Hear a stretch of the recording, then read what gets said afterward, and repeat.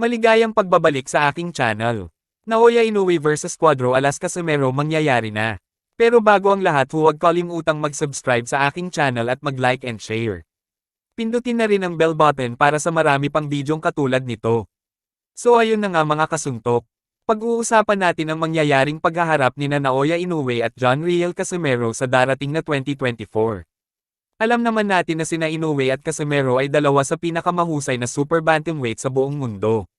Si Inoue ay 4 na weight world champion at ang pangalawa na 2-weight undisputed champion sa kasaysayan ng boxing. Samantalang si Casimero ay isang dating 3-division world champion. Muntik na sana silang maglaban ngunit naudlot ito dahil sa kasagsagan ng pandemya. Gayunpaman, muling nagkaroon ng pag-asa ang naudlot na paghaharap ng dalawa na maaaring mangyari sa huling bahagi ng 2024. Sa pinakabagong pahayag ni Ino, sinabi niya na gusto niyang makipaglaban kay Casimero.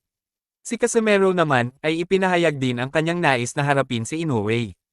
Kumpiyansang sinabi niya na kaya niyang patumbahin si Inoue at gugulatin nito ang mga Hapon at ang buong mundo. Sinabi rin niya na handa siya sa lahat ng oras at mas pag-iigihan pa ang pag-ensayo para malasap ni Inoue ang kauna-unahan niyang pagkatalo. So ano sa tingin niyo ang mangyayari sa laban ng dalawa sa 2024? Ayon sa ilang source, malamang nagaganapin ang laban sa United States, posibleng sa Las Vegas, sa huling bahagi ng taon. Inaasahan na ito'y magiging malaking event dahil parehong may malaking fanbase ang dalawa at ito na rin ang sukatan ng dalawa kung sino talaga